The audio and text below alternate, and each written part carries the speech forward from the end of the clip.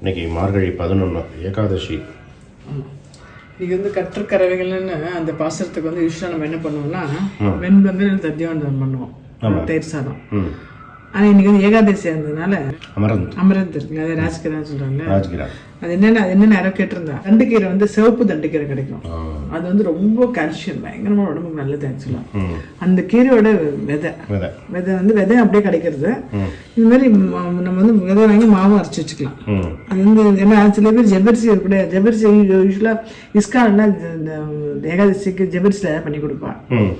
ஆனால் ஜவ்வரிசி வந்து ஒரு வாட்டி வேக வைக்கிறது அப்படின்லாம் சொல்றதுனால ப்ராசஸ் இருக்கனால சில பேர் சாப்பிட்றதில்ல.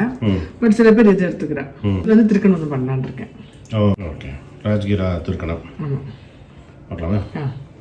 ஒரு 2 ஸ்பூன் நெய் விட்டுருக்கேன். அந்த நெய்யில் இது அந்த பவுடரையும் போட்டு நான் வறுத்துன்ட்டு பால் விட்டுருக்கேன். அவ்வளோதான். பாதாம் இல்லையா? ஆமாம், பாதாம், முந்திரி, திராட்சை. இந்த ராஜ்கிரா வந்து விதையாகவும் கிடைக்கும். விதையும் கிடைக்கும், இதுதான் கிடைக்கும், விதையும் கிடைக்கும், பவுடராகவும் கிடைக்கிறது. அது வந்து நம்ம இந்த ஊத்தப்பம் அது மாதிரிலாம் கூட பண்ணலாம். அது உடம்புக்கு நல்லதுன்றதுனால ஏகாதசி இல்லாத அன்னைக்கு டிஃபனாக பண்ணி சாப்பிடலாம். நல்ல கலர் மாறுறது பார்த்தீங்களா, வாசனையும் அப்படியே வரும். அந்த டைமில் பால் விட்டுணும்.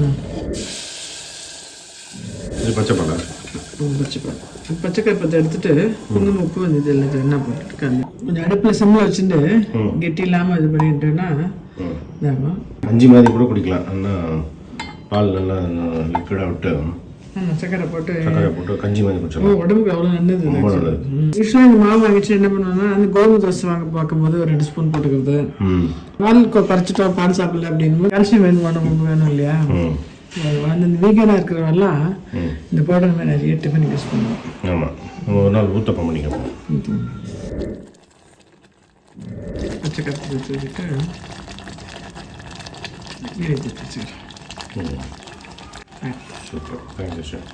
திருப்பாவை பாசுரம் 11. கற்றுக்கறவை கணங்கள் பல கறந்து செற்றார் திரளழிய சென்று சருகச் செய்யும் குற்றமொன்றில்லாத கோவலர் தம் பொற்கடியே புற்றரவு அல்குல் புனமையிலே போதராய் சுற்றத்து தோழிமார் எல்லாரும் வந்து நின் முற்றம் புகுந்து முகில்வண்ணன் பேர்பாட சிற்றாதே பேசாதே செல்வ பெண்டாட்டி நீ எற்றுக்கு உறங்கும் பொருளேலோர் எம்பாவாய். இந்த பாசுரத்தில் நம்ம வந்து ஒரு தோழியை பார்க்க போகிறோம்.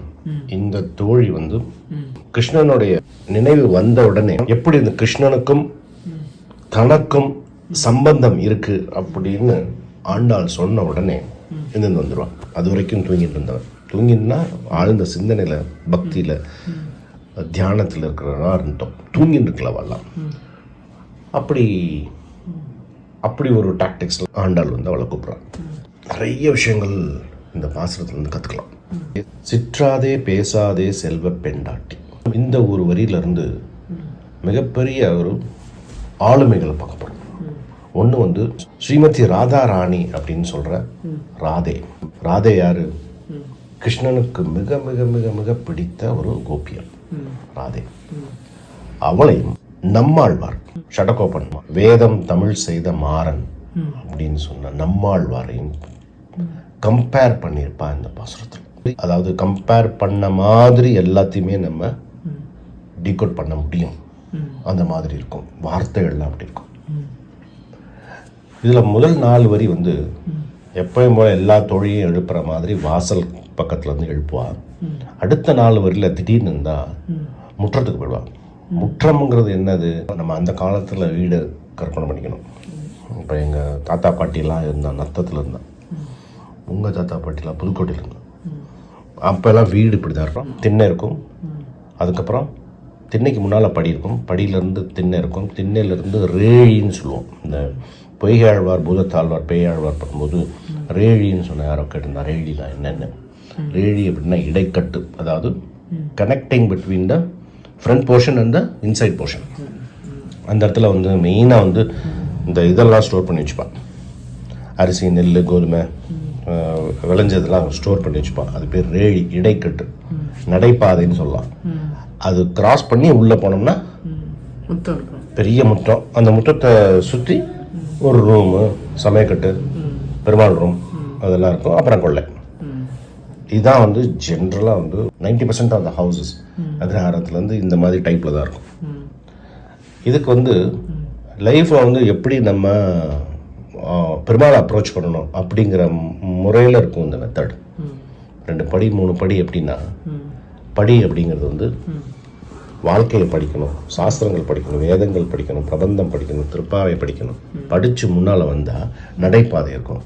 அதாவது படித்ததுக்கு ஏற்ற மாதிரி நடக்கணும் அப்படின்னு அர்த்தம். நடைபாதை இருக்கும். நடைபாதை முடிச்சுட்டு அதுக்கு முன்னால் வந்தோன்னா முற்றம் இருக்கும். நம்மளை மாதிரி படித்தவா சுற்றத்தார அங்கே வச்சுக்கணும். ஸோ நம்மளை சுற்றி இருக்கவா, பெருமாள் பக்தி இருக்கவா, நல்ல சிந்தனை இருக்கவால பக்கத்தில் வச்சுக்கணும் எப்போவுமே. அப்படி இருக்கும்போது நம்மளுடைய வாழ்க்கை வந்து ஒரு சுவையாக இருக்கும். அதாவது சமையலறை பக்கத்தில் இருக்கும். அந்த முற்றம் அப்படிங்கிறது வந்து முக்தி பெறத்துக்கு ஒரு வழி. அதான் முற்றம். ஃபஸ்ட்டு 4 வரியில் முன்னால் வந்த கோபியர்கள் அவள் முற்றத்துக்கு வந்துடுவான். முற்றத்துக்கு வந்து இங்கே வந்துட்டோம் முகில்வண்ணன் பேர் பாட. முகில்வண்ணன் அப்படின்னா மேகம். மேகத்துக்கும் பெருமாளுக்கும் நிறைய சம்மந்தம் உண்டு. மேகம் வந்து பாரபட்சம் பார்க்காது, எல்லாருக்கும் மழை பொழியும். அது மாதிரி பெருமாள் வந்து பாரபட்சம் பார்க்காம கருணை மழை பொழியும். எல்லா சம்பந்தமும் நிறைய சம்பந்தங்கள் இருந்தது. ஒரே ஒரு சம்பந்தம் மட்டும் கம்மியாக இருந்தது. அது காளிதாசர் வந்து மேகத்தை வந்து தூது அனுப்பினார். மேகத்தை வந்து தூது அனுப்புவார். ஒரு காதலனுக்கும் காதலிக்கும் தூது வந்து மேகம். அது மட்டும் கம்மியாக இருந்தது. பாரதத்தில் அதுவும் செஞ்சுட்டான் கிருஷ்ணன். தூது பண்ணானா பாண்டவர்களுக்கு, கிருஷ்ணன் அதுவும் பண்ணிட்டான். ஸோ மேகத்துக்கும் கிருஷ்ணனுக்கும் நிறைய சம்பந்தம். கலர்லேருந்து அவனுடைய நிறத்துலேருந்து குணாதிசயங்கள் வரைக்கும் எல்லாமே மேகத்துக்கும் கிருஷ்ணனுக்கும் நிறைய சம்பந்தம். அதான் முகில் வண்ணன் அப்படின்னு சொல்லுவான். அந்த முகில் வண்ணன் மேகம் வந்து நல்ல கார் மேகம், கருமை நிறத்தில் மேகம் வந்த உடனே இங்கே இருக்கிற பறவை இனம் வந்து ஒரே ஒரு பறவை இனம் வந்து ரொம்ப சந்தோஷப்படுவான். அது எந்த பறவை? மயில். அதை தான் இங்கே சொல்லுவா. புற்றரவு அல்குல் புனமயிலே, புனமயிலே இந்த வந்துட்டான், கார் மேகம் வந்துட்டான். கார் மேகத்தை பார்த்தோடனே மயில் தோகை விரிச்சிடும் இல்லையா? அந்த மயில் சந்தோஷமாயிடும் இல்லையா? அதுதான் சொல்கிறான். அது சொன்னோடனே இது வந்துடுவாங்க. ஸோ இப்படி ஒரு அழகான ஒரு ரசனையான ஒரு கருத்து மிக்க அந்த பாசுரத்தில் வந்து ஒரு கம்பேரிசன் என்ன பண்ண போகிறோம் அப்படின்னா, சிற்றாதே பேசாதே அப்படின்னா, சிற்றாதேன்னா அசையாமல் படுத்துன்னு தான் இருக்க, ஒரு அசையாவது அசையக்கூடாதா அப்படின்னு. சிற்றாதே பேசாதே அப்படின்னா பேசாமல். இதுலேயும் நிறைய கிராமர்லாம் இருக்குது, தமிழ் இலக்கணம்லாம் இருக்குது நிறைய. சிற்றாதே பேசாதேன்னா அசையாதே பேசாதே அப்படின்னு ஆர்டர் போடுற மாதிரி இருக்கும். ஆர்டர் போடலவ இந்த மாதிரி கூட இருக்கியே அப்படின்னு. அசைய கூட இல்லாம படுத்துட்டு இருக்கியே, பேசக்கூட இல்லாம படுத்துட்டு இருக்கியே அப்படின்னு. ஏகார சீமாட்டி. யாரு? ஆண்டாள். ஏகார சீமாட்டி அப்படின்னு சொல்லுவோம். அதான் அந்த ஏகாரம் வந்து நிறைய வலிமை இருக்கும். அந்த ஏகாரத்துக்கு நிறைய பொருள் இருக்கும். சிற்றாதே பேசாதே செல்வ பெண்டாட்டி அப்படின்னா இப்படி அசையாம பேசாம இப்படி படுத்துட்டு இருக்கியே அப்படின்னு சொல்றது அந்த தோழிய. ஆனா இதுக்கு பின்னால பெரிய ஒரு பொருள், ஒரு புராணமே அடங்கியிருக்கு. ராதே வரலாறு பார்ப்போம். ஸ்ரீமதி ராதாராணி வந்து நம்ம ஷார்ட்டா வந்து அன்பா வந்து செல்லமா ராதே அப்படின்னு சொல்லுவோம்.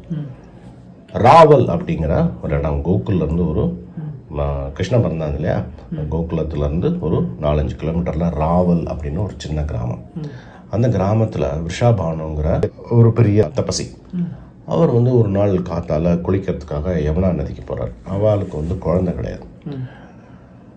எப்போவுமே வந்து ஒரு நல்ல குழந்தை பிறக்கணும், குழந்தை வேணும் அப்படின்னு ஆசைப்பட்டுட்டே இருப்பார். அன்னைக்கு யமுனா நதியில் குளிச்சுட்டு அங்கேயே உட்காந்து தவம் பண்ணார். தவம் பண்ணும்போது ஒரு 100கணக்கான தாமரை இதழ் அப்படியே சேர்ந்து வருது அந்த நதியில். என்னன்னு எட்டி பார்க்குறாரு, அதுக்குள்ள ஒரு அழகான ஒரு பெண் குழந்தை இருக்கு. அந்த தாமரை இதழில் மறைஞ்சு அதை எடுத்து அப்படியே ஆற்றுக்கு கூட்டிகிட்டு வர்றாரு. குழந்தைய தூக்கி ஆற்றுக்கு வந்து தொட்டிலில் போட்டால் அந்த குழந்தை வந்து அசையலை, பேசலை. அதான் வந்து சிற்றாதே பேசாதே செல்வ பெண்டாட்டி. செல்வ பெண்டாட்டி அப்படின்னா செல்வம், அந்த ஜீவாத்மாங்கிறது எல்லாமே பெண்மை. அந்த பெண்மையோட புனிதத்தன்மை அதை வந்து சரியா ஆள்றவா, சரியா மேனேஜ் பண்றவால செல்வ பெண்டாட்டி அப்படின்னு சொல்லுவோம். இப்போ நம்மெல்லாம் வந்து எல்லாருமே வந்து பெருமாளுக்கு பெண்டாட்டி, அதாவது ஜீவாத்மாக்கள். இந்த ஜீவாத்மாக்கள் பெருமாள் கொடுத்த அந்த ஆத்மாவையும் அந்த பக்தியையும் சரியாக நம்ம ஆளுமை பண்ணோம்னு வச்சுக்கோ, நம்ம வந்து செல்வ பெண்டாட்டி. அதுக்கு சிறந்த உதாரணம் இந்த ராதே. ஆழ்வார்களில் நம்மாழ்வார், மற்ற ஆழ்வார்கள் எல்லாருமே தான், நம்மாழ்வார் அதில் வந்து ஒரு சிறப்பாக இருப்பார். அது என்னன்னு பார்ப்போம். இந்த குழந்தை வந்து பேசலை, அசையலை, அப்படியே இருக்கு, தொட்டில்ல. அந்த விஷபானவ அப்பா வந்து எல்லா அந்த ஊரில் இருக்கவா, கோகுலத்தில் இருக்கவா எல்லாரையும் கூப்பிட்டு அந்த குழந்தைக்கு பேர் வைக்கணும் அப்படின்னு ஒரு பெரிய ஒரு விழா மாதிரி கொண்டாடுறான். எல்லாரையும் அழைச்சிருக்கான். நந்தகோபர், யசோதா, குட்டி கிருஷ்ணன் எல்லாவாலும் வரா. கிருஷ்ணனுக்கு இப்போ சின்ன கிருஷ்ணன், அவனுக்கு ராதை பக்கத்தில் ஒரு சின்ன தொட்டி வைக்கிறான். அவனுக்கும் ஒரு தொட்டில். அந்த தொட்டிலில் படுத்துன்னு இருக்கான். படுத்துட்டு அப்படியே திரும்பி பார்க்குறான். கரெக்டாக ராதே கிருஷ்ணனை கண்ணை முழிச்சு பார்க்குறா, அழறா. அது வரைக்கும் ஒரு 11 நாள் வந்து இந்த குழந்தை அசையலை, பேசலை. கண்ணு முழிச்சு பார்த்தது முதல் பார்த்தது கிருஷ்ணனை. அதுக்கப்புறம் தான் அழ ஆரம்பிச்சது, அசைய ஆரம்பிச்சது. சிற்றாதே பேசாதே செல்வ பெண்டாட்டி அப்படின்னா இந்த ஆத்மாக்குள்ள கிருஷ்ணன் இருக்கணும். நம்ம செய்யற செயல்கள் கிருஷ்ணன் நினைச்சுட்டே செய்யணும். நம்ம பார்க்குற காட்சி இருக்கு இல்லையா, கண்ணு, அந்த கண்ணு வந்து கிருஷ்ணனோட பார்வையில் இருக்கணும் ஒரு காட்சி. அப்படி இருக்கும்போது நம்ம வந்து செல்வ பெண்டாட்டியாக ஆக முடியும். இந்த ராதையோட பக்தி வந்து ரொம்ப புரிஞ்சுக்கிறது கஷ்டம். இதை வந்து ராதே தத்துவம் அப்படின்னு சொல்லுவோம். இந்த ராதாவோட பக்தி வந்து புரிஞ்சுக்கிறது ரொம்ப கஷ்டம். இந்த பரந்தாமன் வந்து பிரபஞ்சத்தையே கட்டுப்படுத்துறவன், அவனை கட்டுப்படுத்தவ அந்த ராதா. இது அப்படியே நம்மாழ்வார்க்கு பொருந்தும். நம்மாழ்வார் அவதரிக்கும் போது பேசலை, அழலை. அதனால தான் ஷடகோபன் அப்படின்னு சொல்லுவோம். அதாவது காத்தையே ஜெயிச்சவன். காத்தோட அழுத்தத்தினால தான் குழந்தை பிறந்தோடனே அழறது. ஆனால் இவர் அப்படி அழலை, பேசலை, சாப்பிடல, அசையலை, சிற்றாதே பேசாதே, அப்படியே இருந்தார் அவர். அப்படியே தானா அவன் வந்து கோவிலில், அந்த ஆழ்வார் திருக்கணி கோவில் இருக்கு இல்லையா, அந்த ஆதி ஜெகநாத அந்த கோவிலில் வந்து அவன் அம்மா அப்பா விட்டுட்டு போயிட்டான். அங்கேயே புளிய மரத்தடியிலே இருந்து ராதை எப்படி கிருஷ்ணனை பார்த்த உடனே அழுதாலோ அசைஞ்சாலோ, அது மாதிரி கிருஷ்ணன் அப்படிங்கிற தத்துவம் நம்மாழ்வாருக்கு உள்ள வந்த உடனே பேச ஆரம்பிச்சிட்டார். 4 வேதம், ரிக், யஜூர், சாம, அதர்வணம் 4 வேதங்களையும் தமிழில் பண்ணி கொடுத்தார். திருவாய்மொழி எப்படி பண்ணி கொடுத்தார். இந்த திருவாய்மொழியை படிக்காதவாளுக்கு, நம்மாழ்வாரை தெரிஞ்சுக்காதவாளுக்கு மோட்சம் இல்லை அப்படின்னு சொல்லுவாள். அதனால தான் வந்து என்ன பண்ணுவா, பெருமாள் கோவிலில் ஜடாரியை கொடுத்துருவா. அந்த ஜடாரி அப்படிங்கிறது வந்து நம்மாழ்வார், அதை வந்து சடாரி அப்படின்னு சொல்லுவோம். அந்த சடகோபன் அப்படிங்கிறனால அந்த ஜடாரியை வந்து தலையில் வைக்கிறனால நமக்கும் நம்மாழ்வார்க்கும் சம்பந்தம் வந்துடும், நமக்கும் திருவாய்மொழிக்கும் சம்பந்தம் வந்துடும். ஸோ மோட்சம் உண்டு. அப்படிங்கிறனால பெருமாள் கோவிலில் சடாரி கொடுப்பார். பெருமாளை வந்து வேதங்கள் மூலமாக கட்டுப்படுத்துறார். ராதை வந்து பெருமாளை பக்தி மூலமாக, அந்த அன்பு மூலமாக கட்டுப்படுத்துறார். வேதங்கள் அந்த ஞானம் மூலமாக கட்டுப்படுத்துறார். இப்போ எங்கே உற்சவம் போனாலும் தமிழ் வேதம் முன்னால் போகும். நம்மாழ்வாருடைய திருவாய் மொழி முன்னால் போயின்னு இருப்போம், பெருமாள் பின்னால் வந்துட்டு இருப்பார். சிற்றாதே பேசாதே செல்வ பெண்டாட்டி அப்படிங்கும்போது நம்ம ராதையையும் நம்மாழ்வாரையும் இந்த பாசனம் மூலமாக நினச்சிக்கிறது ரொம்ப விசேஷம். Okay, thank you.